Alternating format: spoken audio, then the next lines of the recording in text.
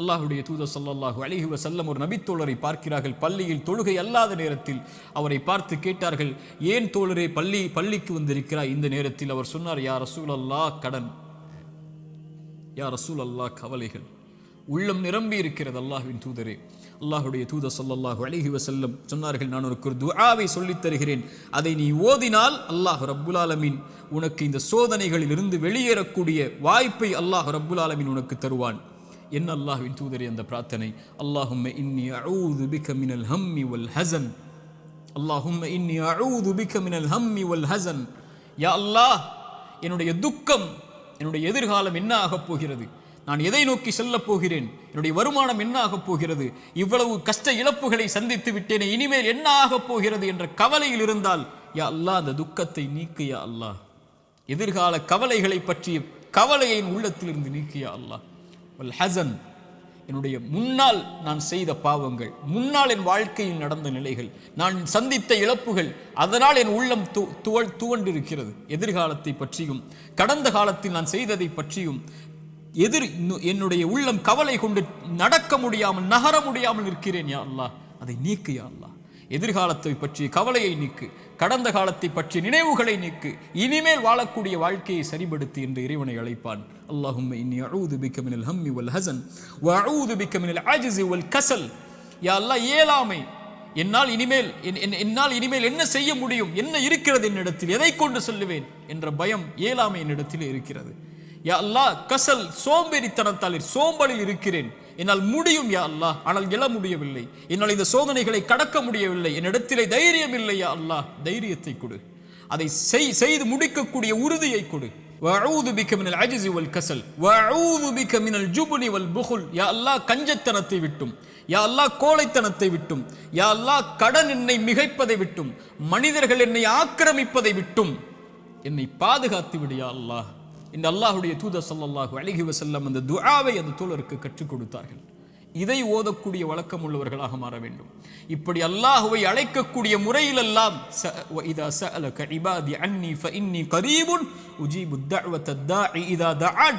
அழைப்பவர்கள் அழைத்தால் அந்த அழைப்பிற்கு இவன் பதில் கொடுக்காமல் இருப்பதில்லை. அல்லாஹ்வின் தூதர் சொன்னார்கள், ஒரு மனிதன், ஒரு முஃமின் அல்லாஹ்விடத்திலே கரம் ஏந்தி அவனுடைய கரம் அல்லாஹ் கொடுக்காமல் கீழே விழுந்தால் அவன் கேட்பதை இறைவன் வெட்கப்படுகிறான் என்று அல்லாஹ்வுடைய தூதர் ஸல்லல்லாஹு அலைஹி வஸல்லம் சொன்னார்கள். அல்லாஹ்வை அழையுங்கள். கடைசியாக இந்த நேரத்தில் சுருக்கமாக சொல்கிறேன், மீண்டும் சொல்கிறேன், நோயால் சிரமப்படுகிறீர்களா, இழப்புகளால் சிரமப்படுகிறீர்களா, பிரிவால் சிரமப்படுகிறீர்களா, கடினமான காலத்தை வாழ்க்கையில் கடக்கிறீர்களா, ஒருபோதும் அல்லாஹ் உங்களை கைவிட மாட்டான். உங்களை விட இறைவன் உங்கள் மீது நேசம் கொண்டிருக்கிறான். கவலை கொள்ளாதீர்கள். நீங்கள் தனியாக ஒருபோதும் இல்லை. உலகமெல்லாம் உங்களுக்கு எதிராக இருந்தாலும் நீங்கள் தனியாக இல்லை. அவன் உங்களோடு இருக்கிறான். அவன் உங்களோடு இருந்தால், இந்த உலகத்தில் யார் உங்களோடு இல்லை என்றாலும், இந்த உலகமே உங்களை வெறுத்திருந்தாலும், உலகமே உங்களை புறக்கணித்தாலும் கவலை கொள்ளாதீர்கள். அது போதும் நமக்கு. இறைவன் உங்களோடு இருந்தால் அது போதும். உலகமெல்லாம் உங்களோடு இருந்து இறைவன் உங்களோடு இல்லை என்றால் அதை விட நஷ்டம் இல்லை. உலகத்தில் எவரும் இல்லாமல் இறைவன் உங்களோடு இருந்தால் அதை விட இன்பம் இல்லை. நபிமார்கள் உலகம் புறக்கணித்தது நபி நூஹை, ஆனால் நூஹோடு அல்லாஹ் இருந்தான். நபி தாவூதை உலகம் புறக்கணித்தது, அல்லாஹ் அவர்களோடு இருந்தான். நபி யூனுஸை உலகம் புறக்கணித்தது, அவர்கள் செய்த பாவத்திற்காக மன்னிப்பை கேட்டார்கள், அல்லாஹ் அதிலிருந்து அவர்களை பாதுகாத்தான். இப்ராஹீமை உலகம் புறக்கணித்தது, அல்லாஹ் அவர்களோடு இருந்தான். மூசாவை உலகம் புறக்கணித்தது, அல்லாஹ் அவர்களோடு இருந்தான். நபி அல்லாஹ்வின் தூதரையும் உலகம் புறக்கணித்தது, பெரும்பான்மை புறக்கணித்தது, அல்லாஹ் அவர்களோடு இருந்தான். லா தஹ்சன் இன்னல்லாஹ மஅனா. அல்லாஹ்வின் தூதர் அதனால்தான் சொன்னார்கள், கவலை கொள்ளாதீர், அல்லாஹ் நம்மோடு இருக்கிறான். அல்லாஹ்வின் தூதர் ஸல்லல்லாஹு அலைஹி வஸல்லம் ஒரு தாயை குறித்து சொன்னார்கள். போர்க்களத்தில் காணாமல் போய் கிடைத்த ஒரு குழந்தையை ஒரு தாய் தேடி வரும்போது அல்லாஹ்வுடைய தூதர் அதை எடுத்து கொடுக்கும்போது, அந்த தாய் அந்த குழந்தையை வாங்கி கட்டி அணைத்து அதற்கு உணவை கொடுக்கும்போது அல்லாஹ்வின் தூதர் நபித்தோழர்களை பார்த்து கேட்டார்கள், இந்த தாய் இந்த குழந்தையை நெருப்பில் வீசுவாளா? அந்த குழந்தை படக்கூடிய சிரமத்தை கஷ்டமாக உணர்ந்த அந்த தாய், தன் உயிர் போய் கிடைத்த வந்த மகிழ்ச்சியில் இந்த வாழக்கூடிய இந்த தாய் இந்த குழந்தையை நெருப்பில் வீசுவாளா? தன்னோடு வந்துவிட்ட அந்த குழந்தையை எப்படி நெருப்பில் வீசுவாள்? அல்லாஹ் இந்த குழந்தைக்கு இந்த தாய் காட்டக்கூடிய அன்பை விட அல்லாஹ் அவனுடைய அடியார்கள் மீது இரக்கம் உள்ளவன். அல்லாஹ் அக்பர். ஒரு அறிஞர் அழகாக சொல்லுவார், யா அல்லாஹ், அல்லாஹ்வை அழைத்து சொல்லுவார், யா அல்லாஹ், என் தாயை விட என் மீது இரக்கம் காட்டக்கூடியவன் நீ. என் தாய் நான் சிரமப்படுவதை, என் தாய் நான் நோயில் வாடுவதை, என் தாய் நான் கடனில் இருப்பதை, கடனால் கஷ்டப்படுவதை, என் தாய் என் செல்வ இழப்புகளில் கஷ்டப்படுவதை, என் தாய் என்னுடைய இழப்புகளில், பிரிவில், நோயில், சிரமங்களில், சோதனையில் கஷ்டப்படுவதை விரும்ப மாட்டாள். என் தாயை விட என் மீது இரக்கம் உள்ள நீயும் விரும்ப மாட்டாய். யா அல்லாஹ், அதை எனக்கு இரக்கம் காட்டு, இந்த சோதனையை நீக்கென்று அல்லாஹ்வை அழைப்பார்கள் அறிஞர்கள் இந்த ஹதீஸை கொண்டு. அல்லாஹு அக்பர்.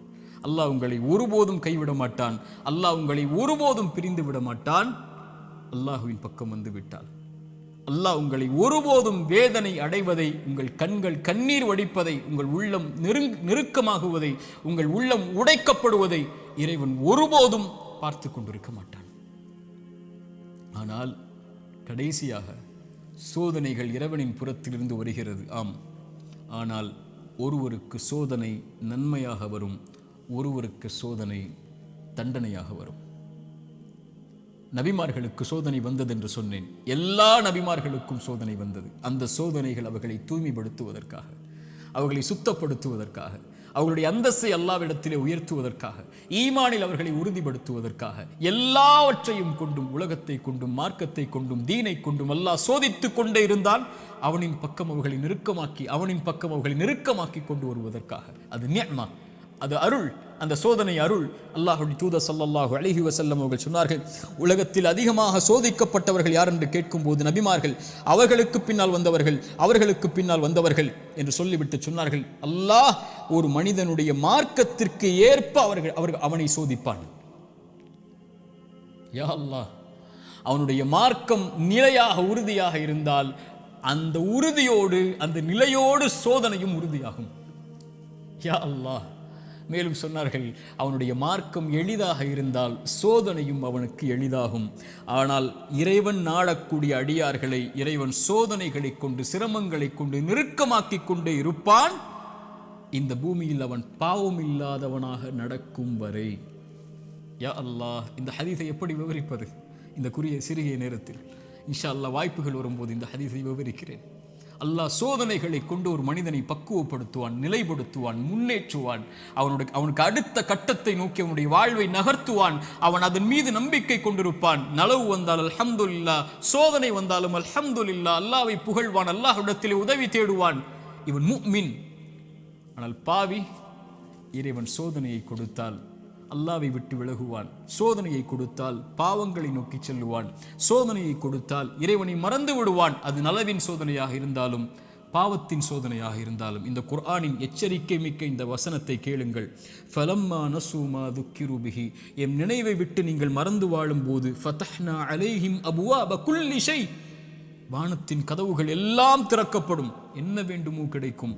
ஹத்தா இதா ஃபரிஹு மா ஊது, அல்லாஹ் கொடுத்ததை கொண்டு அவர்கள் நிம்மதியோடு வாழ்ந்து கொண்டிருக்கும் போது, அது சோதனை என்று அறியாத அந்த பாவிகளுக்கு அஹத்னாஹும் பக்ததன், திடீரென்று அல்லாஹ் பிடித்து அவர்களை நஷ்டவாளிகளாக மாற்றிவிடுவான். அல்லாஹ்வின் தூதர் ஸல்லல்லாஹு அலைஹி வஸல்லம் சொன்னார்கள், அடியானுக்கு அல்லாஹ் ஒரு சோதனையை இந்த உலகத்திலே விரைவுபடுத்துகிறான் என்றால் அவனுக்கு அல்லாஹ் ரப்புல் ஆலமீன் நலவை நாடுகிறான். அல்லாஹ் அவனுக்கு சோதனையை தாமதப்படுத்துகிறான் என்றால் பாவங்களின் காரணமாக நாளை மறுமையில் அவனுக்கு அல்லாஹ் ரப்புல் ஆலமீன் அதை கொடுப்பதற்கு அல்லாஹ் காத்திருக்கிறான். தீயதாக நல்லவருக்கு சோதனையை உலகத்திலேயே கொடுத்து அல்லாஹ் அவனை நெருக்கமாக்கி விடுவான். பாவியை விடுவான் அல்லது பிடிப்பான். பிடித்தாலும் விட்டாலும் அவன் அழிவது நிச்சயம்.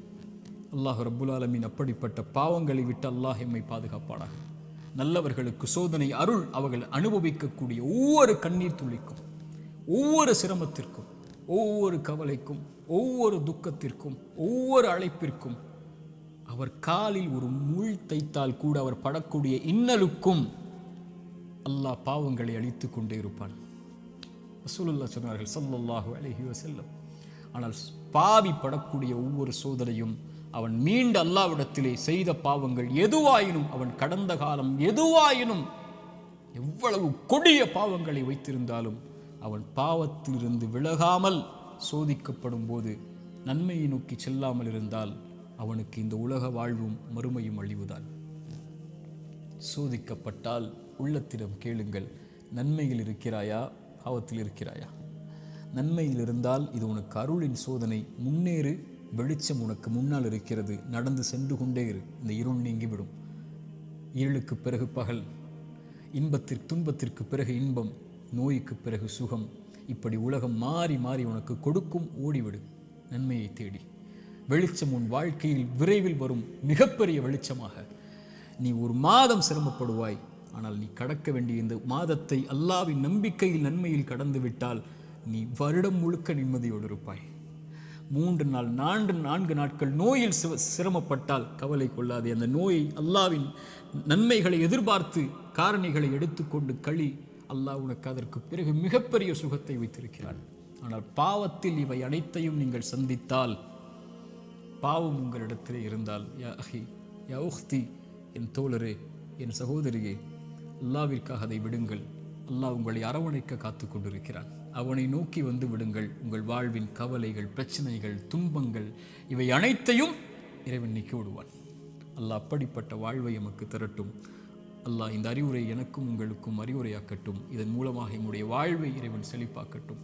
உலக சமூகத்திலே முஸ்லிம் சமூகம் படுகின்ற இன்னல்கள், கஷ்டங்கள், பிரச்சனைகள், சோதனைகள், குறிப்பாக பலஸ்தீனில் நம்முடைய சகோதர சகோதரிகள் படக்கூடிய எல்லா இன்பங்கள், எல்லா இழப்புகளுக்கும், எல்லா சோதனைகளுக்கும், எல்லா துன்பங்களுக்கும் அல்லாஹ் விரைவில் மிகப்பெரிய வெற்றியோடு அல்லாஹ் வெளிச்சத்தை தரட்டும். அகூலு கௌலி ஹாதா அஸ்தக்ஃபிருல்லாஹ் லீ வலக்கும். அஸ்ஸலாமு அலைக்கும் வரஹ்மத்துல்லாஹி வபரகாத்துஹு.